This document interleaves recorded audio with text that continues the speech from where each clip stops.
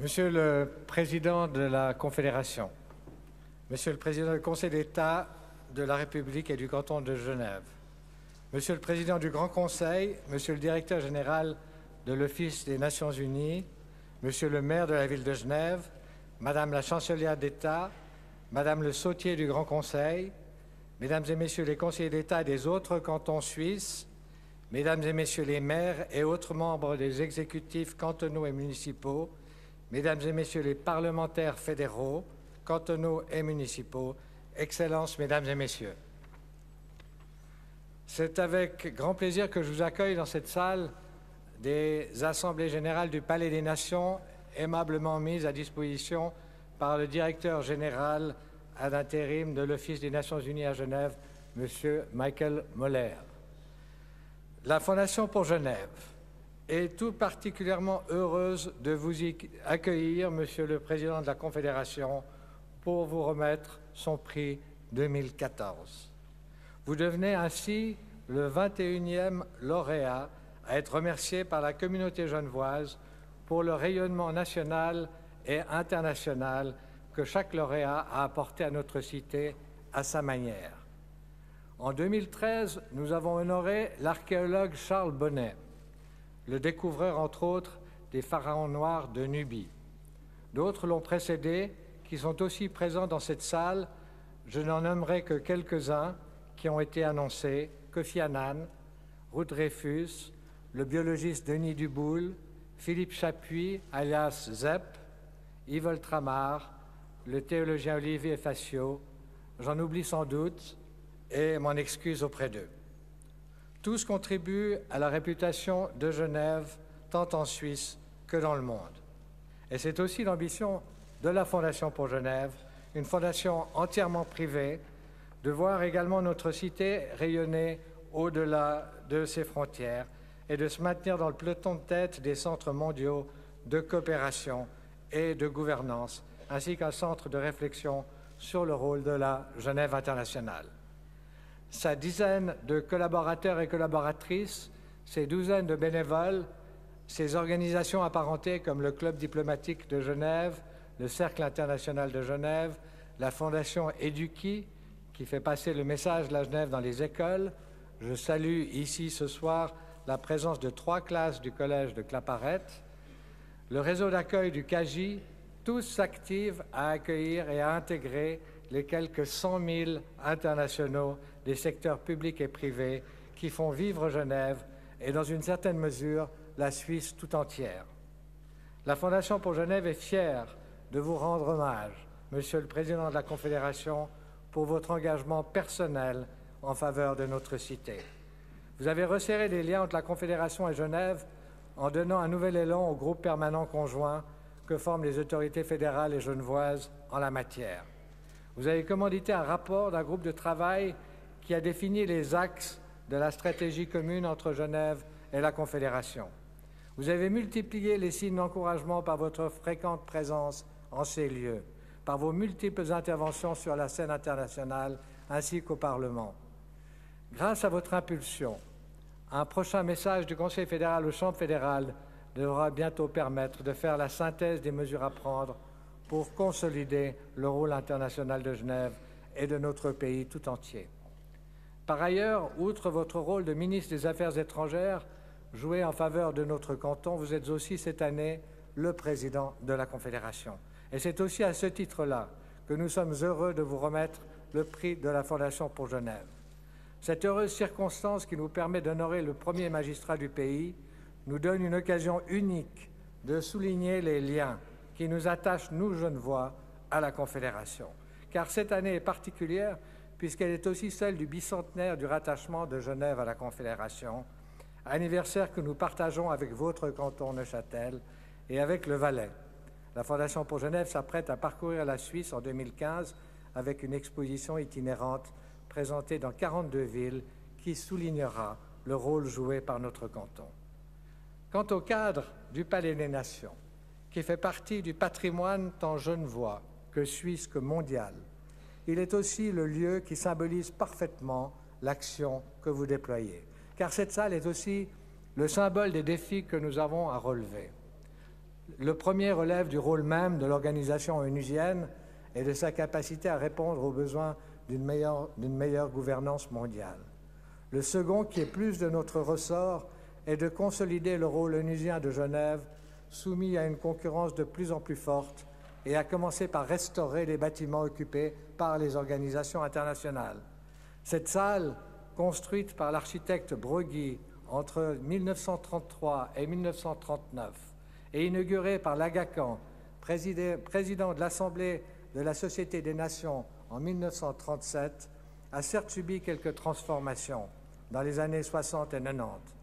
Or, nous avons risqué ce soir une interdiction d'utiliser pour notre réception de tout à l'heure la splendide terrasse qui surplombe le parc, la coursive de la façade du palais, présentant des risques d'éboulement.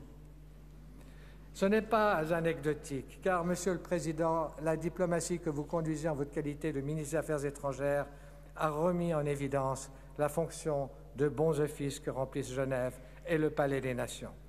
Les réunions sur la Syrie, sur l'Iran, les multiples conférences internationales qui ont lieu ici même sont le reflet de votre politique étrangère engagée, discrète et efficace. Et cela nécessite une infrastructure solide et fiable. Mais au-delà des murs, j'aimerais un peu parler de vous. Vous n'avez pas souhaité que l'on fasse votre éloge comme le veut la tradition, mais vous souffrirez que je vous présente en quelques mots, car la modestie qui vous honore laisse une grande partie de vous cachée. Au sortir de vos études économiques, vous optez pour la politique. Vous aviez hésité à faire du journalisme. Votre parcours est à la fois classique mais unique. Membre du législatif de Haute-Rive de 1988 à 1990, ensuite député au Grand Conseil, vous êtes élu l'année suivante à l'exécutif de la ville de Neuchâtel, que vous présiderez à 3 reprises. Vous êtes alors l'un des plus jeunes magistrats en Suisse. De 2003 à 2007, vous franchissez une nouvelle étape entrant au Conseil national, le temps d'une législature pendant laquelle vous devenez notamment vice-président de la Commission des finances. Officier à l'armée, vous avez tout naturellement une prédilection pour la Commission de sécurité et vous avez, entre autres grands sujets de réforme, la réforme de l'armée. Cette dernière doit être modernisée et adaptée à ses tâches actuelles, un sujet qui reste bien d'actualité. 4 ans plus tard, vous n'étiez déjà plus au Conseil national, mais déjà aux États, où vous aviez eu une certaine audace de vous présenter comme un conseiller sortant contre un conseiller sortant et le battant au premier tour de scrutin. Arrive 2009, la succession de Pascal Couchepin. Vous, à peine arrivé au Conseil des États, hésitez.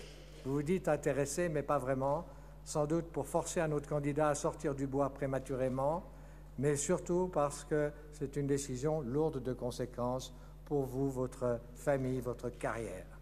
Toujours est-il que vous voilà conseiller fédéral, ministre de l'Intérieur, c'est-à-dire de la Santé, de la Sécurité sociale, de la culture, de la science et de la recherche. Et enfin, en 2012, vous reprenez les affaires étrangères. Quel parcours et quels nombreux transferts. Si j'emprunte ce terme, issu plutôt du langage sportif, c'est que vous nourrissez en dehors de la politique une vraie passion pour le football, où il paraît que vous avez occupé tous les postes imaginables au sein d'une équipe, sauf celui de gardien.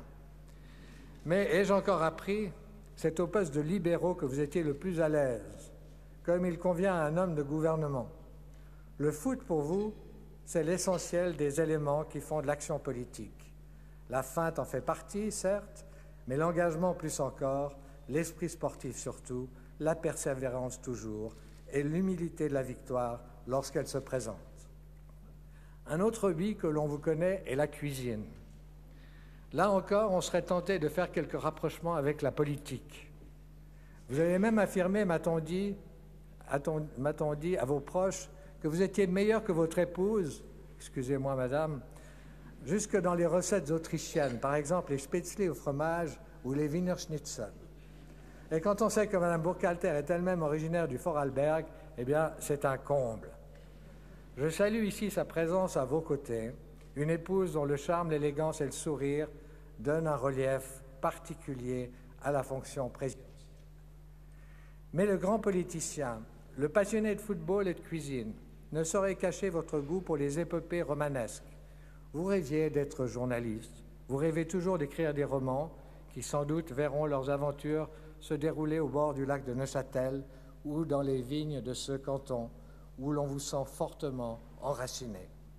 Les ambassadeurs étrangers ont pu récemment goûter à votre lyrisme lorsque vous évoquez votre canton d'origine. Et lorsque pressé de parler de vous-même, ce que vous détestez, vous vous êtes décrit comme ni un George Clooney, ni une souris grise. Vous ne manquez pas d'humour. Voilà, Monsieur le Président, j'ai tenté de soulever légèrement le voile sans trop vous dévoiler. Nous apprécions l'homme discret que vous êtes, mais surtout le pragmatique et l'ambitieux que nous vous savons pour la Suisse, une Suisse que vous servez avec courage et lucidité. Revenons à votre action politique au sein du Conseil fédéral.